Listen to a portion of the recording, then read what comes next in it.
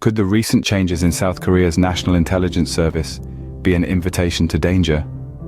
This year, the agency, long known for its expertise in espionage investigation, has been forced to withdraw from its core duty. But who made this happen? And why? The law that revoked the National Intelligence Service's right to investigate espionage has been met with criticism.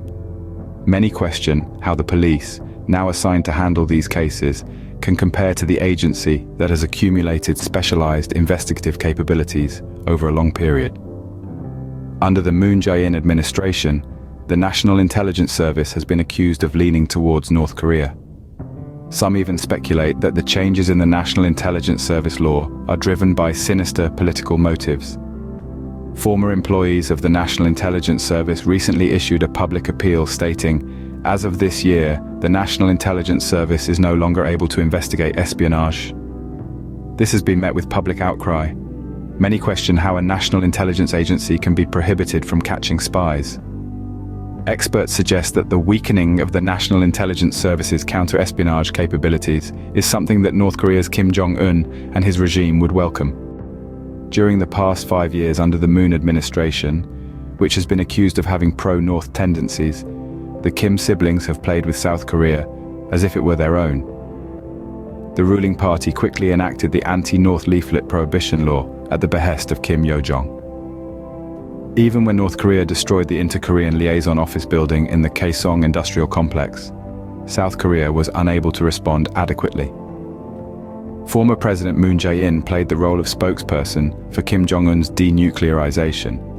Meanwhile, North Korea boasts that it has secured its status as a nuclear power. In this situation, some believe that Kim Jong-un must be extremely pleased that the National Intelligence Service, which had been closely monitoring North Korea's operations against the South, is now unable to investigate espionage. Some even harshly criticize this as a treacherous act. Starting this year, the police will receive foreign intelligence from the National Intelligence Service and investigate it before handing it over to the prosecution. However, this is seen as awkward and inefficient. The police's counter-espionage organization and specialists have been marginalized and pushed back for the past 5 years under the Moon administration. While there are plans to bolster this and increase personnel, it's impossible to fill the long-standing gap overnight. According to reports, the number of police officers dispatched to the National Intelligence Service is around 5. Given this, it's questionable whether a collaborative relationship between the two agencies can be established. In the past 5 years, out of the 22 spies who were prosecuted for violating the national security law by receiving funds from North Korea and acting on its orders, 14 or 63.6% were involved in cases where they had contact with North Korean operatives abroad.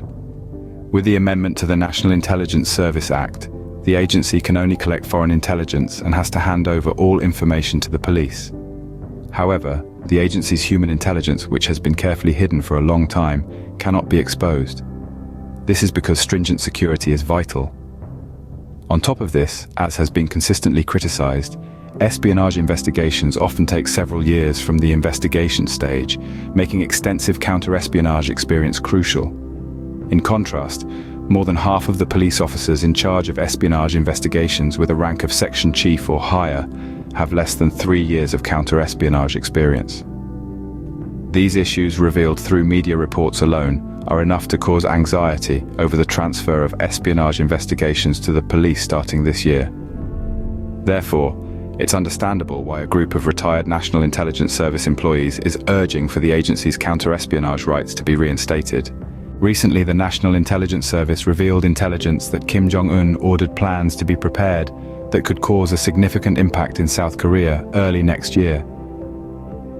In December last year, Kim Jong-un confidently declared that North Korea had successfully tested a solid-fuel ICBM, the Hwasong-18, and directed a strong response to the South Korean-US military alliance in an evolved and threatening manner. Why would the National Intelligence Service release such critical intelligence to the press? There must be a special meaning.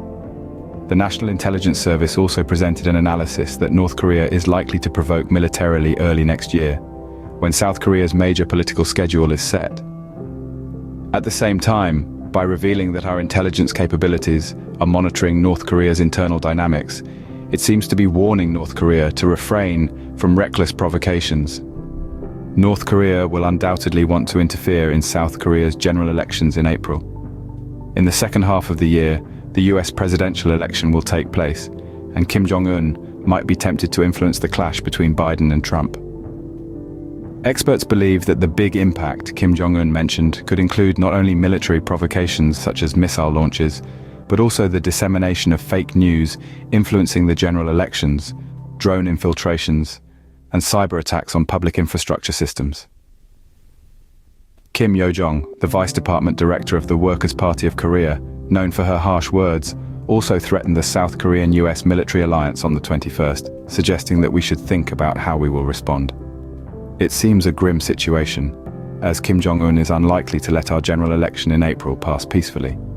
In the meantime, North Korea has restored the Punggye-ri nuclear test site facilities, set up posts in the Panmunjom joint security area, and even had its guards carry pistols. North Korea is clearly showing that it can take unilateral actions.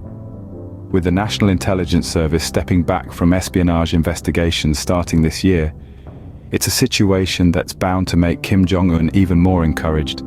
It's a truly infuriating situation. In conclusion, the recent changes in South Korea's National Intelligence Service could be seen as an invitation to danger, with the agency forced to withdraw from its core duty of espionage investigation.